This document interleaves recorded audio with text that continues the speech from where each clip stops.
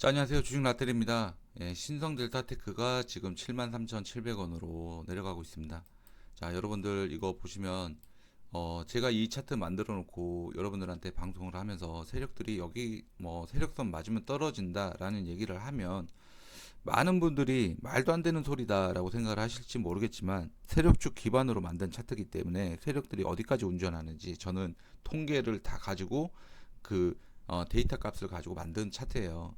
자, 그래서 이 고가 구간에서 제가 지난번 영상에서 말씀드렸다시피 장대 음봉이 나올 수 있는 자리니까 여러분들께서 차익 실현하시고 비중 관리하셔라 이런 말씀을 드렸는 부분인데 CCS와 이 신성 델타 주주분들 간에 분쟁이 많이 있었어요. 근데 저는 분명히 말씀드리지만 특허권은 어, 양쪽에 있다. 다시 한번 더 말씀을 드리는 부분인데 여기에서 지금도 뭐 퀀텀이 무조건 이겼다, 뭐 이석배가 맞다, 이석배가 무조건 이긴다라고 하는데 특허청이 이 얘기는 제출 기한을 3월 19일까지 너네들이 어떻게 할 건지 의견 제출 통지서를 보냈습니다. 자, 이 내용인데 이거 한 번도 안 읽어본 사람들 되게 많아요. 그냥 본인들이 듣고 싶은 얘기 해주면 그냥 따봉 누르고 하는 분들이 있는데, 자, 여기에서 특허를 거절하는 구체적인 이유에 대해서 설명을 해주고 있습니다. 자, 보시면은, 자, 그래서 8월 12일자 2022년 8월 12일자 보정을 통해서 권영안을 발명자로 추가했다. 그렇기 때문에 기존에 있었던 이석배, 김지훈 요 두 명이 발명자가 아니라 권영안까지 세 명이 발명자가 된 것으로 인정을 하는 것으로 볼 수 있다라고 특허청에서 사실관계를 확인을 하면서 쭉 얘기가 나오고 있는데, 자, 여기에서도 중요한 부분이 뭐냐면 권영환이 공동 발명자 중 한 명인 이석배가 혼자서 출원을 했기 때문에 의견 특허 거절 결정을 하여야 한다는 취지의 정보를 제공하였다. 2023년 7월 31일. 자, 그리고 2023년 9월 10일에 누구도 김지훈도 권영환과 같은 취지로 정보를 제공하였다. 이렇게 나와 있습니다. 그래서 결론이 뭐냐? 그래서 특허청에서 결론이 나와 있어요. 결론, 일단 너네는 특허를 받을 수가 없는데 첫 번째 이유인 특허 거절 첫 번째 이유예요, 이게. 그래서 공동 출원하는 것이 아니기 때문에 특허를 받을 수 없다라고 얘기를 해주고 있는데, 마치 건 박사와 김 박사의 권리가 하나도 없고 무조건 이 박사 말이 맞다, 이런 식으로 얘기하는 그런 유튜버들 때문에 여러분들 혼돈됐을 거라고 생각을 하고 있습니다. 자, 특허에 이거 말고도 구체적인 다른 특허 거절 이유가 여러 가지가 있습니다. 그래서 뭐 정확하게 뭐 세라믹 혼합물이라고 했는데 그게 어떤 건지 여기도 보면 뭐라 그럴까요? 쉽게, 왜 이거 다른 사람들이 쉽게 재현할 수 있어야 되는데 쉽게 재현이 안 되는 부분. 그러니까 이거는 어 추가적으로 합의를 거친 이후에 빨리 시연회를 통해서 데이터를 뿌리고 논문을 발표하면서 인정을 받아야 되는 부분인데, 그거에 대한 아직까지 실마리가 남아 있다. 그리고 또 여기 있는 것 중에서 또 보면 원소에 대한 검토. 자, 여기에서도 뭐뭐 내지 이런 식으로 하면서 여러 가지 문서들을 다, 뭐 여러 가지 원소들에 대한 여지를 두고 있는데 이거를 확실하게 정해라 라고 얘기를 하고 있는 부분입니다. 그래서 여러 가지 이유로 특허가 거절되어 있는데 마치 특허가 난 것처럼 그렇게 생각하시는 분들이 있어서 제가 말씀을 드리는 부분이고요. 특허청도 바보가 아닙니다. 그렇기 때문에 특허법이라는 게 있기 때문에 이 세 사람이 합의를 하고 각자 지분 정리를 하고 그 다음에 이걸 빨리 특허를 유지하기 위해서 추가적인 자료를 제출해서 보완해가지고 특허를 받는 게 최선이라고 생각을 해요. 자, 신성 델타테크 이 구간 왔을 때 다른 유튜버들은 전부 다 뭐 앞으로 이거 점상을 간다, 뭐 15만 원 간다, 40만 원 간다, 100만 원 간다, 말도 안 되는 소리 하고 있는데 지금 잠깐 떨어졌던 거 제가 이 얘기 하는 게 아니에요. 여기에서 올라탔다가 무너지면 어떡할 거냐는 거예요. 이미 오를 대로 올랐어요. 간접의 간접 지분으로. 자, 그리고 CCS에 대한 이야기도 좀 해드리려고 합니다. CCS에 대한 이야기도 좀 해드리려고 하는데, CCS에서 주주분들이 좀 생각하셔야 되는 부분들은 이거 뉴스에도 나온 부분인데요. 자, 여기에서 11월 2일 날 권영환과 김지훈이 사내이사로 합류한다는 소식 때문에 그 다음에 올라갔고, 대부분의 개인 투자자, 우리 개미 투자자들의 물량은 여기에 몰려 있어요. 이거 떨어질 때 살 수 있는 거는 개미가 아닙니다. 그렇기 때문에 평단이 굉장히 높은데 다른 유튜브에서는 이거 뭐 손절하고 다른 종목 해라, 자기한테 연락 달라 그러고 있는데 모르겠습니다. 저는 여기에서 뭐 주식의 100%는 없기 때문에 제가 여러분들의 인생을 책임지고 여러분들의 소중한 돈을 책임지고 뭐 어떻게 해라라고 말씀은 드릴 수 없어요. 그러나 제 의견을 참고하실 분들은 참고하시면 되는 부분이고, 제 의견을 말씀드리면 CCS는 초전도체 테마의 핵심에 있는 종목이에요. 핵심입니다. 그래서 CCS가 시간이 걸리더라도 전고점 돌파하고 주가 상승하는 건 제가 계속 이렇게 될 것이다 라고 생각을 하고 있는데, 첫 번째 이유가 특허 권리에 대한 합의에 대한 뉴스가 남아 있어요. 두 번째, 그 다음에 유증을 통해서 권 박사가 최대 주주가 되면 기업 신뢰도가 상승하는 부분이고요. 자, 그 다음에 특허가 불발이 됐어. 만약에 특허가 불발이 됐다 그러면 각자 사업을 열심히 하면 되는 부분입니다. 예. 각자 사업을 하면 되는 거예요. 그때 돼서는 이 권영환이 썼던 이 논문에 돼 있던 뭐 데이터나 이런 것들을 PC4 소스에 사용할 수 없을 거예요. 그래서 PC4 소스 같은 경우에도 지금 뭐 APL에서 논문이 억셉이 되느니 안 되느니 이런 얘기하고 있는데, 제가 봤을 때는 억셉 안 될 것 같고요. 굉장히 힘들 것 같고, 특허권 합의를 해서 공동 발명자로 들어가지 않는 이상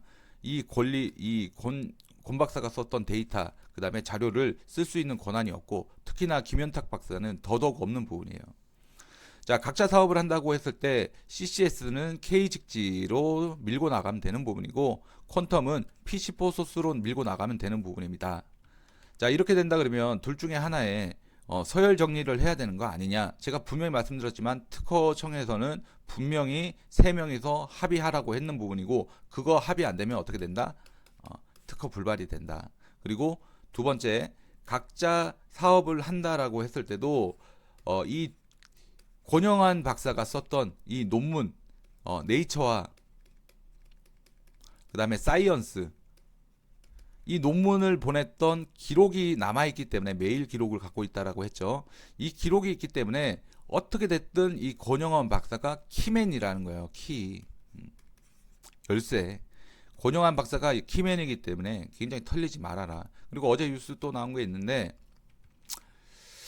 제가 요거 뉴스를 한번 보여드리도록, 여러분들 다 아실 거예요. 그래가지고 이게 일요신문에서 나온 내용이에요.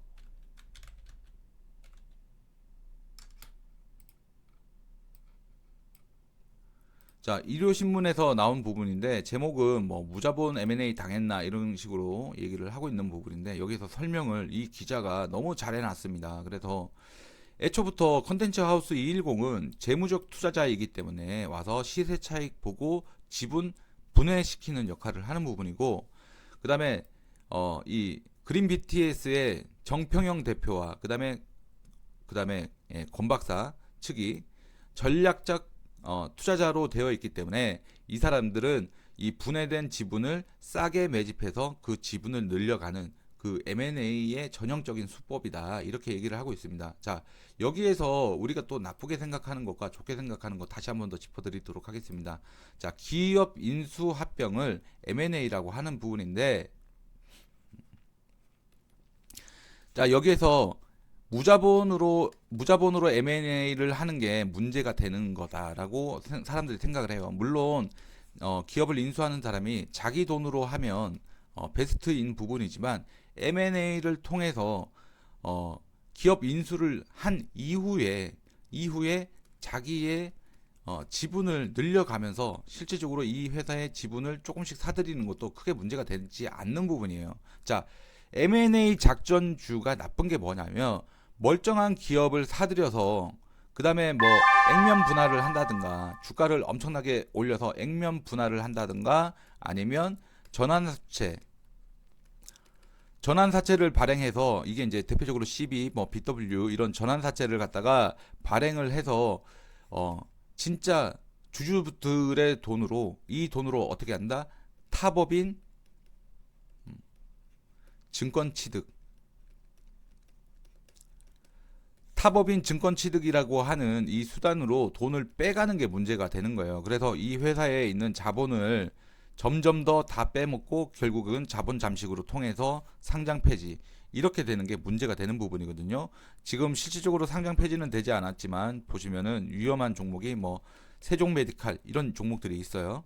자, 자, 지금 문제가 되는 거는 세종 메디칼처럼 이렇게 할 것이냐 아니라는 거예요. 이거는 CCS는 컨텐츠 하우스가 지분 인수를 위해서 200억을 투자를 해서 200억입니다. 200억 투자를 해서 뭐 명동 4차 시장이 됐든 어찌 됐든 200억을 투자를 해서 여기에서 반대 매매 구실로 나올 수 있는 그 가격대를 생각을 해보면 컨텐츠 하우스가 얻을 수 있는 금전적 이득은 약 65억 원이다. 이 뉴스에서 말해주고 있는 부분이고요. 자, 여러분들 같으면 200억 태워서 65억 먹겠습니까? 자, 그런데 여기에다가 또 생각을 해봐야 되는 게 그 테마가 다른 것도 아니고 초전도체입니다. 예. 그리고 실제로 여기에 있는 박사 2명이 있어요. 근데 65억 먹고 나가겠냐고요? 저는 아니라고 생각을 하는 부분입니다. 주가 폭락은요, 뭐 과기부에서 원상복귀 명령이 내려왔다 이런 것들이 시장에서 악재로 작용한 부분이긴 하지만 주가 떨어졌는데 저는 여기에서 무조건 쓸어 모아 담아야 된다라고 생각을 하는 사람이에요.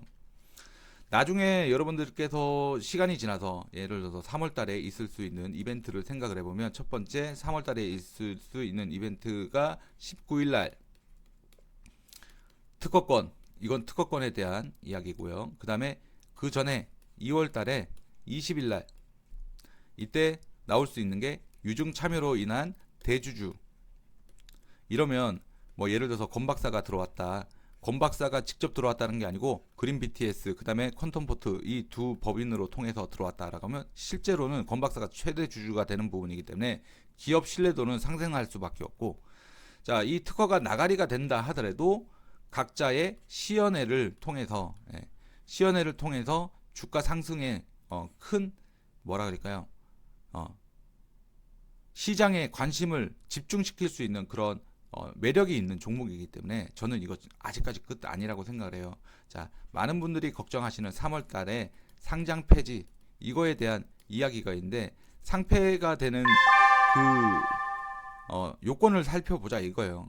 그러면 원상복구 명령은 4월 말까지, 그리고 상장 폐지 감사 보고서 내서 상장 실직 적격 감사를 받는 날짜는 3월 달 이내입니다. 보통의 기업들이 보통 이제 12월 달에 결산하는 기업들이 이 12월 결산까지 했는 결산 보고서를 가지고 결산 보고서를 3월 달까지 제출을 하게 돼서 적정인지 아니면 미적정으로 상폐가 되든지 결정을 했는데 이거 뭘로 하는 거예요? 12월 달까지의 매출로 하는 겁니다. 매출로. 그래서 자본 잠식이 일어났는가 이런 것들에 대한 평가지. 그리고 뭐 불성실 공시법인, 그래서 뭐 이 벌점이라고 하는 부분에서도 뭐 마이너스 15점이 되면 이때는 실질적으로 상장 폐지 감사에 들어가는 부분인데 벌점이 없어요. 그렇기 때문에 3월 달에 상장 폐지된다. 이것도 말이 아닌 것이라고 생각을 하고, 만에 하나 자 지금부터 만약에 뭐 이렇게 유증 참여를 통해서 권 박사가 지분을 가지고 그 다음에 그걸로 인해서 뭐 업종 변경을 한다거나, 업종 변경 신청은 5월달 이벤트예요. 5월달에 할 수 있습니다. 업종 변경을 통한다거나, 그래서 방송업 부분은 떼서 뭐 다른 회사에 매각을 해도 되는 부분이고, 자 매각을 하게 된다 그러면 5월부터는 뭐 하겠습니까? 제조업으로 들어가는 부분이죠. 자, 그렇게 될 수 있으면 제조업으로 들어가려고 하면 또 자금이 필요하죠. 공장 부지를 사야 될 거 아니에요. 그래서 주주 대상으로 하든지 아니면 제3자 대상으로 하든지 유증을 또 계속 나갈 겁니다. 그래서 지금 당장은 요 1,000원대 가격대 온 것이 불만스럽게 생각하실 수 있어요. 4,000원에 사신 분, 3,000원에 사신 분, 2,000원대 사신 분, 그리고 2,000원이 바닥인지 알고 왔는데 이거 깨져서 힘들다 하시는 분들 계실 수 있는데, 이렇게 시작하는 사업에서 3월 달에 있을 이 상장 폐지라고 하는 것들이 저는 상장 폐지가 안 일어난다고 보고 있기 때문에, 여기에서 상장 폐지 이 시즌에 대한 공포감 이겨내고 나면 시장에서는 다시 한 번 더 관심을 받게 돼서 전고점을 밀어내고 저는 신고가 영역으로 갈 수 있다라고 생각을 해요. 지금 이 종목의 신고가는 1만 원대입니다. 과거에 반기문 테마 또 그전에도 테마가 있었거든요. 그래서 1만 원대까지 올라갈 수 있다라고 생각하고 있는데 여기까지 오면 신고가가 아니에요. 그래서 저는 역사적 신고가를 갈 수 있는 종목이다라고 생각을 하기 때문에 여러분들께서 좀 확실하게 내가 지금 당장의 계좌의 수익률이나 이런 걸 보는 게 아니고 큰 파동 그림을 볼 수 있게끔 여러분들 얘네들 주가 이거 올리는데 2달 걸렸습니다. 바닥에 있는 종목 들어 올리는데 한 달에서 2달 정도 걸렸어요. 물론 일수로 따지면은 한 달밖에 안 되지만 어쨌든 월로 따지면 2개월이 걸린 거예요. 자, 그랬는데 요 바닥에서 요거 올라오는 데는 한 달이 안 걸렸어요. 이만큼의 상승 여력이 있는 게 초전도체 테마입니다. 그래서 제가 들은 얘기인데 너무 좋은 얘기가 있어서 이것만 말씀드리도록 하겠습니다. 여러분들께서 이 종목을 몇 배 보고 오셨나요? 3만원, 2만원, 5만원? 그렇다면 그 크기에 맞게끔 이런 주가 하락에 대한 이것도 견뎌내실 줄 아셔야 되는 부분이고, 자, 여러분들께서 생각하셔야 되는 거는 차트는 이정표다. 아, 이거 우리 협회장님이 얘기한 건데 너무 얘기가 좋아서. 자, 차트는 이정표고 재료는 연료다. 이런 얘기를 하더라고요. 자, 그러면 차트는 이정표고 얘는 우상향 하려고 했던 과거의 기록이 있는 거예요. 그죠? 상승하려고 하는 과거의 기록이 있는 거고, 재료는 연료인데 연료가 떨어졌느냐? 연료가 아직도 남아있는 연료가 가득하다. 그렇기 때문에 시간 지나면 무조건 이긴다. 다른 유튜버들 이거 손절하고 저한테 연락 주시면 다른 종목 줍니다. 짜증나시죠? 여러분들께서 확신 가지고 투자하시기 바랍니다. 그리고 신성델타테크 주주분들께서는 너무 큰 기대하지 마시고요. 수익 중이시면 수익 좀 확보를 하면서 익절하면서 나중에 15만원 간다라고 했을 때 9만원 돌파할 때 들어가면 되죠. 지금 전부 다 익절하시기 바라겠고, 조금 더 궁금한 거 자세한 것들이 있으면 언제든지 저한테 문의 주시면 좋겠습니다. 자, 여기까지 방송 마치도록 하겠습니다.